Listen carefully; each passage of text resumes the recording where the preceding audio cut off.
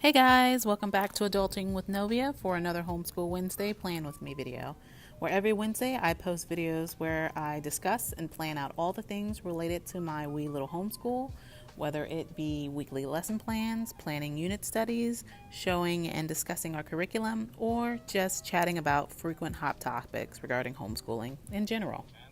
In this video, I'm planning for the week of March 18th through the 24th, and it's the last week in this rotation before we take a week-long break. A much-needed week-long break. Usually, we school for about 5 weeks and take a week off, but since February is short, we had to add a week on to this rotation. I followed up on some recommendations from you guys, and this week I'm using a new printable kit by a new-to-me shop named The Planner Shack. And this kit is called Lavender Fields. To be honest, Print Petticoat Bandit had one also named Lavender Fields, and it was really close, and I was going to buy it, but I'm like, nope. I'm going to try something new. Try a different shop. And it actually turned out really pretty. I really do like it. So thank you guys so much for the recommendations. I'm actually planning ahead for this one. It's currently the 12th when I'm recording this, and right now I'm already thinking about next year's curriculum. Even though we school year round, I start the next grade's curriculum the day after Labor Day. And the reason that is because the time is coming where people are finishing their school years and looking to resell their old curriculum. And I have to be proactive about knowing what curriculum I'm using for the next year so that I know what to look out for on the buy-sell trade groups and eBay so I can get the best bang for my buck. That's probably one of the biggest pros of homeschooling is the ability to resell your old curriculum to recoup some of the costs and put a little money back in your pocket to be able to buy what you need for the next school year. Because you know I'm all about being thrifty. So for this particular week, we are just chugging along in our math, which I'm finding very interesting, the order in which Matthew C. has laid out everything for their division book, because there's quite a bit of geometry in it, which, shocked me.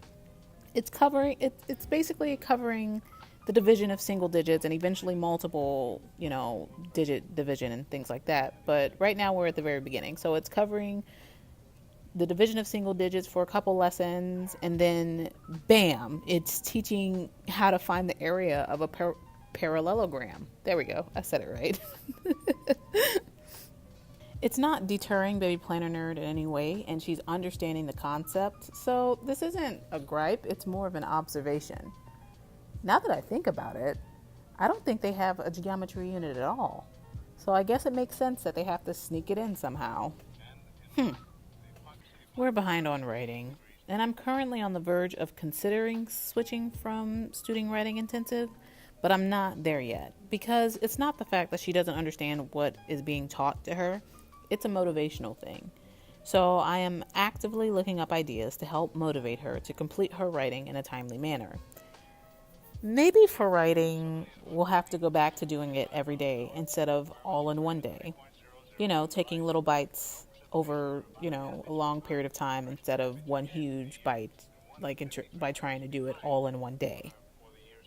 For reading, we're done with Addie for now, so I'm just going to let her have free choice. She can choose whatever she wants to read as long as she gets that practice in.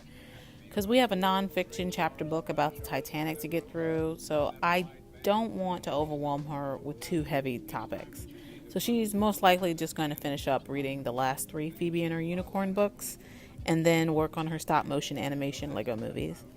I have to show her how to do a green screen effect in editing. She's really excited about that. On Friday, I'm trying to keep it easy with a little bit of cursive practice and her plotting out her little sewing business she wants to pursue. She's decided on character pillows and dolls. So Friday she's going to learn about sourcing her materials and doing a cost analysis to see which of her ideas are actually profitable. Then we're going to close out the week with her co-op assignment. But yeah, so here's the finished spread. I like it. It's nice. As usual, on Sunday I have my checklist of things that I want to do to prepare for the next week, because even though it's our break week for her, I don't get a break because I have to prep for the next five weeks or so. But yeah, so thank you guys so much for joining me. If you like this video, please give it a thumbs up. Also, if you haven't already, please click that subscribe button down below and the little bell next to it so that you can be notified when I post my next videos. Again, thank you guys so much for joining me. Until next time, bye!